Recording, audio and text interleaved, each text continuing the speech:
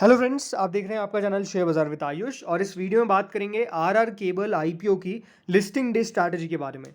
हम ये समझेंगे कि दोस्तों कल कल कितने पर यह आईपीओ लिस्ट हो सकता है, कितना पैसा यहाँ पर बन सकता है, या फिर क्या नुकसान भी इस आईपीओ में झेलना पड़ सकता है निवेशकों को। इसके बारे में इस वीडियो में बात करेंगे। करंट ग्रे मार्केट कितनी है, बेसिकली हम पूरी एक लिस्टिंग डे स्ट्रैटेजी आउटलाइन करेंगे इस वीडियो के अंदर आरआर केबल के ऊपर। तो वीडियो को पूरा ज़रूर देखिएगा। अगर फ्रेंड्स आपने चैनल को पहली बार आप विजिट किया है तो डेफिनेटली चैनल को आप सब्सक्राइब भी कर लीजिएगा। सो फ्रेंड्स, सबसे पहले तो थोड़ी सी ब्रीफ इन्फॉर्मेशन आरआर केबल्स के बारे में समझ लेते हैं। सबसे पहले तो आरआर केबल्स के बारे में एक आपको खास बताना चाहूँगा कि दोस्तों ये हिस्ट्री में नाम लिखा जाएगा आरआर केबल्स का। मैं ऐसा क्यों कह रहा हूँ, बिकॉज दोस्तों आरआर केबल्स सबसे ज़्यादा जल्दी कोई लिस्ट होने वाला आईपीओ बनने वाला है जिसने अपना टाइमिंग T+2 कर लिया। इसका मतलब क्या है कि 2 दिनों के अंदर दोस्तों ये लिस्ट हो जाता है। यह आईपीओ बंद हुआ था 15 तारीख को, 18 तक इसका ऑलमोस्ट हम कह सकते हैं अलॉटमेंट आ गया। उससे पहले अलॉटमेंट आ गया था वैसे तो यूपीआई के स्कीम में, लेकिन उसके बाद 20 तारीख को ये आईपीओ लिस्ट हो रहा है। तो लिस्टिंग के मतलब लिस्टिंग के अंदर अगर आप देखेंगे तो ओनली 2 दिन लगे हैं क्लोज होने के बाद। तो अपने आप में ऐसा पहला आईपीओ रहा है जिसने अपना टाइमिंग को 4 दिनों तक कट कर दिया। वैसे T+6 अभी भी चलता है, T+3 जरूर नया नियम आ गया है, बट T+2 के अंदर पहला आईपीओ है जो आरआर केबल्स लिस्ट हो रहा है। तो ये बात बताना आपको इंपॉर्टेंट था। अब दोस्तों जिनको भी आईपीओ मिला है, याद रखिएगा इस आईपीओ की जो प्राइस बैंड है वो है 1035 का, यानी आपको जो एक शेयर मिलेगा वो 1035 का मिलेगा। टोटल मिलाकर कितने शेयर्स मिलेंगे, 14 शेयर आपको मिलने वाले हैं। देखिए सबसे पहले तो इसकी खास बता देता हूँ कि खास बात आपको क्या नोटिस करनी है। खास बात था दोस्तों इस आईपीओ का सब्सक्रिप्शन में जो सबसे इंपॉर्टेंट डेटा था वो था क्यूआईबीज का। क्यूआईबीज ने दोस्तों इस इशू को ऑलमोस्ट 52 टाइम सब्सक्राइब किया है। 52.26 टाइम दोस्तों क्यूआईबीज ने सब्सक्राइब किया, जो अपने आप में काफ़ी खास था। क्यों? बिकॉज किसी ने भी इतना पैसा नहीं लगाया, लेकिन क्यूआईबीज ने एकमात्र ने ऑलमोस्ट 20,000 करोड़ से ज़्यादा इस इशू के अंदर लगा दिया। इसका मतलब क्या है, क्यूआईबीज को पता है कि इंपॉर्टेंस क्या है। देखिए हमने पिछले जो जुपिटर लाइफलाइन में लिस्टिंग हुआ था उस पर आपको मैंने एक ही खास बताई थी कि इसके अंदर जो पैसा आया है क्यूआईबीज का वो बहुत ज़्यादा है। और इसके अंदर भी दोस्तों क्यूआईबीज का पैसा बहुत ज़्यादा क्यों है, बिकॉज इस आईपीओ की ग्रे मार्केट कुछ भी नहीं थी, बट स्टिल दोस्तों क्यूआईबीज काफ़ी इंटरेस्टेड दिखे और मोर देन 50 टाइम्स इस आईपीओ को सब्सक्राइब किया। जिनको नहीं पता क्यूआईबीज होते कौन है, क्यूआईबीज दोस्तों बड़े म्यूचुअल फंड्स होते हैं, बड़े फॉरेन इन्वेस्टर्स होते हैं जो बेसिकली पैसा लगाते हैं। तो ये बात ध्यान रखिएगा, वो बड़ी फंड्स है। और ये जब बड़ी फंड्स पैसा लगाते हैं तो इसका मतलब ये है कि डेफिनेटली उनको लगता है कि कंपनी के अंदर कुछ ना कुछ दमखम है जो डेफिनेटली यहाँ पर पैसा उनको बनाकर दे सकता है।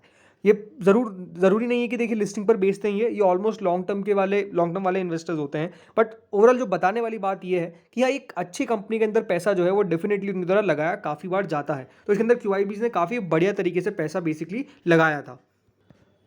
अब अगर इस आईपीओ की ग्रे मार्केट के बारे में बात करता हूं तो डेफिनेटली जो ग्रे मार्केट है वो काफ़ी डिसअपॉइंटिंग है। क्यों? बिकॉज 91 रुपीज़ चल रही है, जो करीबन 8.79% ऊपर लिस्टिंग के बारे में दिखाता है कि 8.79% ऊपर ही ये बेसिकली आईपीओ जो है वो लिस्ट हो सकता है। इस तरीके की दोस्तों ग्रे मार्केट जो है वो अभी चल रही है। अब डेफिनेटली देखिए ग्रे मार्केट बड़ी थी, 104 तक गई, बट वापस से नीचे आ गई और 8.79% ऊपर चल रही है। कई जगह पर 94 रुपीज़ भी है और कई जगह पर 96 रुपीज़ भी है। बट मेनली जो ग्रे मार्केट है वो ये दिखा रही है कि 96 रुपीज़ ऊपर इसकी लिस्टिंग होने की पॉसिबिलिटी है। अब देखिए मैं जब भी बात करता हूं तो मैं सिर्फ ये ग्रे मार्केट देख के बात नहीं करता हूं, लेकिन अब डेफिनेटली हम बात है फैक्ट्स के ऊपर। कौन कौन से फैक्ट्स है वो समझिए। सबसे पहली बात क्या है, जो कंपनी दोस्तों प्राइस टू अर्निंग पे अपना आईपीओ लेकर आई है वो ऑलमोस्ट 39.26 का है। मतलब जो करंट लेवल्स है वो करीबन 39 की प्राइस टू अर्निंग बताते हैं। यानी जो अभी कंपनी की मार्केट कैप है ऑलमोस्ट इस पे, तो वो है 11,675 करोड़। अब अगर आप कंपनी का रिटर्न ऑन इक्विटी और रिटर्न ऑन कैपिटल एम्प्लॉयड देखेंगे तो वो बढ़िया है, 15-14% के आसपास बेसिकली आपको वो देखने को मिलेगा।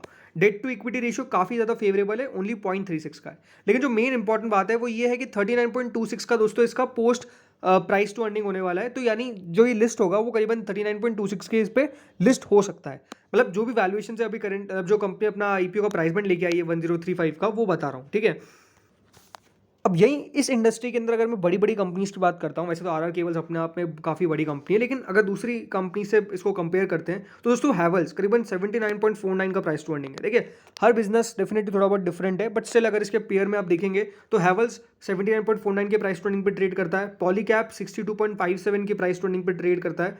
KEI इंडस्ट्रीज 49.72 की प्राइस टू अर्निंग पर ट्रेड करता है और जो फिनोलेक्स है वो 34.52 की प्राइस टू अर्निंग पर ट्रेड करता है। यानी मेजरली अगर आप बड़ी बड़ी कंपनीज को देखेंगे तो एक बात आपको नोटिस करने में आएगी कि जो प्राइस टू अर्निंग ये मांग रहे हैं वो ऐसा नहीं है कि बहुत ज़्यादा है। कंपनी ने सही वैल्यूएशन पे अपना IPO लेकर आए और मुझे ऐसा कोई खास दिक्कत नहीं लगी। पैसा क्यों नहीं आया वो अपने आप में एक रीज़न हो सकता है कि ग्रे मार्केट कुछ खास नहीं थी, बट ये बात है कि अगर आपका व्यू इस IPO के अंदर सिर्फ लिस्टिंग गेन का था तो मैं ये कहूँगा कि एक ऐसे कंपनी है जिसके अंदर आपको लॉन्ग टर्म के बारे में ज़्यादा सोचना चाहिए।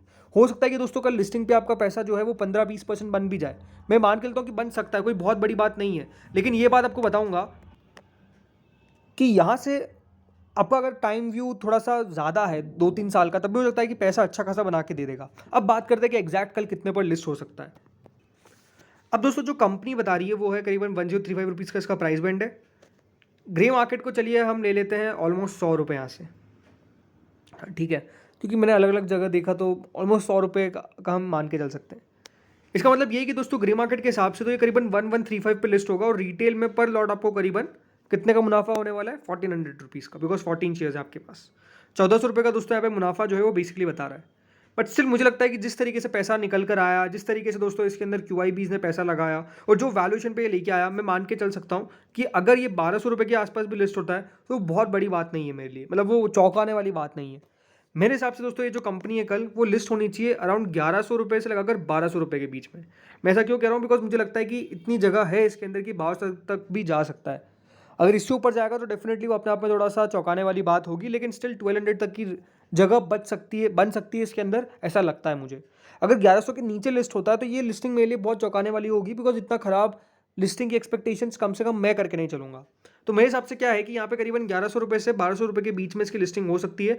मैं 1100 रुपये भी लोअर रेंज बहुत ज़्यादा जाके ले रहा हूँ, अदरवाइज मुझे लगता नहीं कि 1100 रुपये भी लिस्ट होगा ये। एटलीस्ट ये लिस्ट होगा 1120 रुपये के ऊपर। 1100 तो चलिए हम सबसे लोएस्ट रेंज लेके चल रहे हैं, बट उससे लेकर 1200 रुपये के बीच में दोस्तों इसकी लिस्टिंग पॉसिबिलिटी मुझे दिखती है। अगर उससे और ऊपर लिस्ट होता है तो वो डेफिनेटली थोड़ा सा चौंकाने वाला बात होगा, लेकिन ये है कि हाँ यहाँ पर हो सकता है कि कल आपको more than what expected listing हो सकती है। रीजन सिंपल है, मैंने आपको बता दिया, वैल्यूएशंस और जिस इंडस्ट्री से ये आती है ये तो अपने आप में काफ़ी लगातार ग्रो कर रही है और जिस तरह की RR केबल्स भी रही है बढ़िया रहा है इनका। डेफिनेटली अगर आप FY23 में देखेंगे तो जो FY22 के मुकाबले मुनाफा थोड़ा सा कम हुआ ड्यू टू मार्जिन पे कंपनी के प्रेशर आया था, बट स्टिल अगर आप बिजनेस का ओवरव्यू देखेंगे तो जो जब से बिजनेस चला आ रहा है अनडाउटेडली कंपनी ने काफ़ी ग्रोथ की है और यहाँ से लगातार वो ग्रोथ करती आ रही है। तो आई थिंक जो जिस तरीके से कंपनी के रेवेन्यूज़ बढ़ रहे हैं ये बहुत ज़्यादा सिग्निफिकेंट है कि हाँ यहाँ से और कंपनी के अंदर ग्रोथ की पूरी पॉसिबिलिटी है, मुझे ऐसा लगता है।